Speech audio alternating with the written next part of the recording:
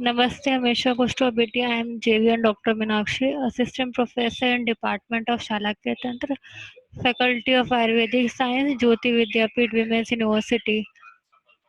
Today in this session, we will discuss the second part of the scleritis. In the previous session, we discussed the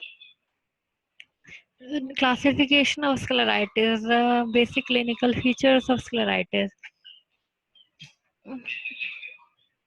Last type of scleritis was left. This is the posterior scleritis.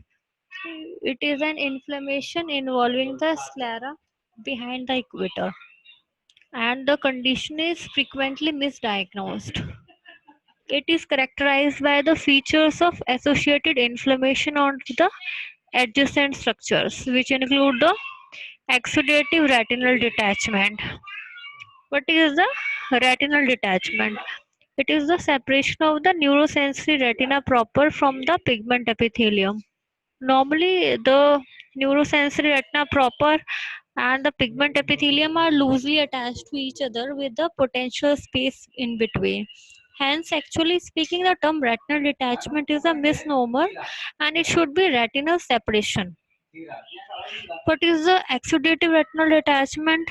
It occurs due to the retina being pulled away by neoplasm or accumulation of fluid beneath the retina following the inflammatory or vascular lesions.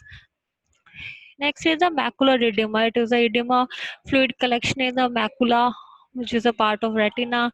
Proptosis. It is the anterior displacement of the eyeball and limitation of ocular movement. So these all things will be uh, uh, due to the inflammation of the adjacent structures.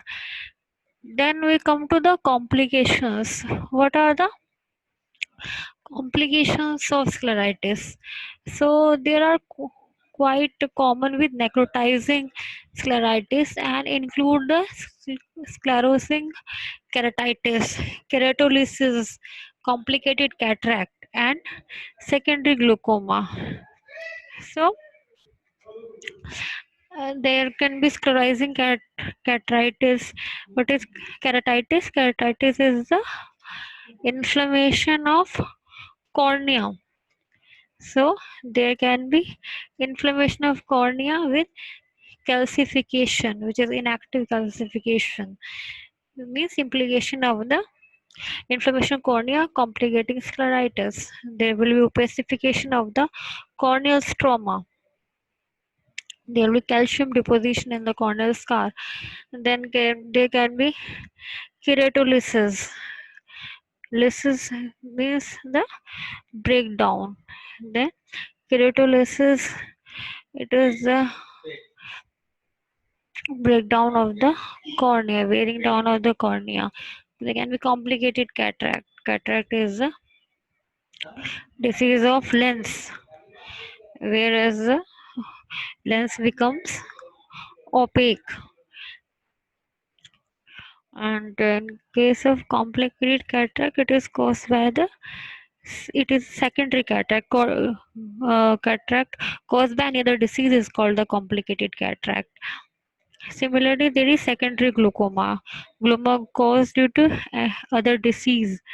In glaucoma, there is a increased ocular pressure, and due to the increased ocular pressure, there will be damage of the nerve, which damage of the optic nerve is supplied to the brain, and there can be blindness.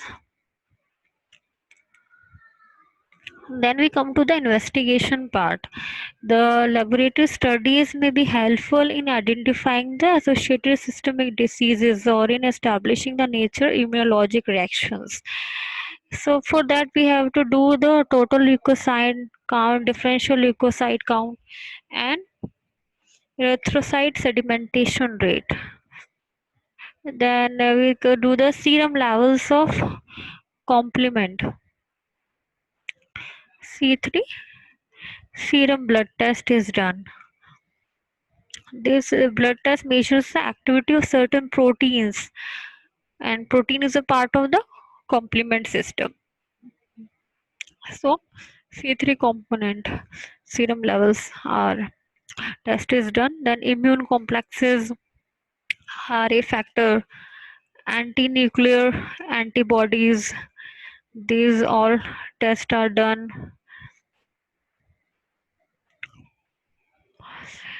Then LE cells for an immunological survey. Anti-nuclear antibody is called the ANA test. It is a primary test to help evaluate a person for autoimmune disorders that affect many tissues and organs throughout the body, like SLE. Then again, there is a FTA, ABS, VDRL. So FTABS is the fluorescent uh, treponemal antibody absorption test, and it is a blood test that checks for the presence of antibodies to Treponema pallidum bacteria, which causes the syphilis. And VDRL is a vernal disease. Again, VDRL test is for the syphilis.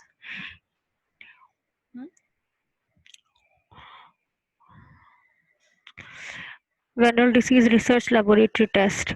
And next is the serum uric acid for gout, then urine analysis, then Montauk's test, Montauk's test for tuberculosis.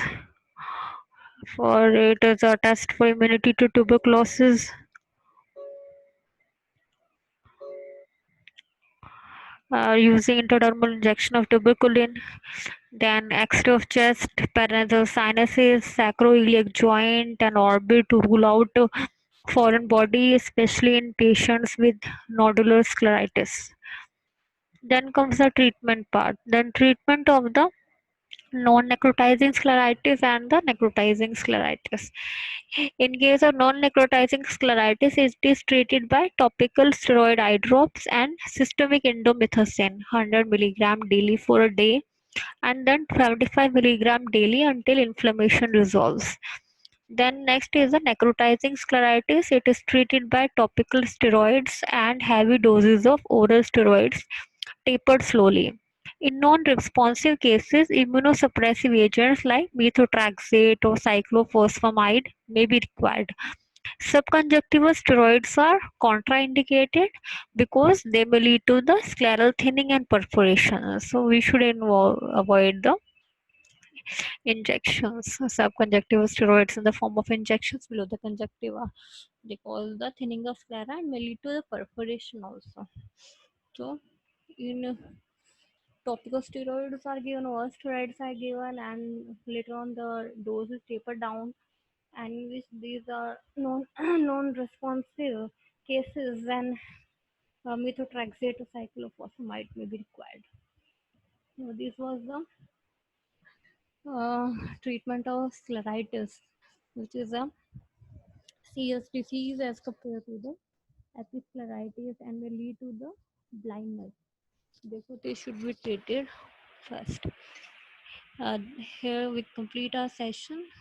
Thank you so much. This session is powered by Digital Version 2.0 Jyoti Vidyapeeth Women's University. I hope you are satisfied with my digital session. If you have any query, please mention in the comment box. I will resolve it soon. Thank you so much.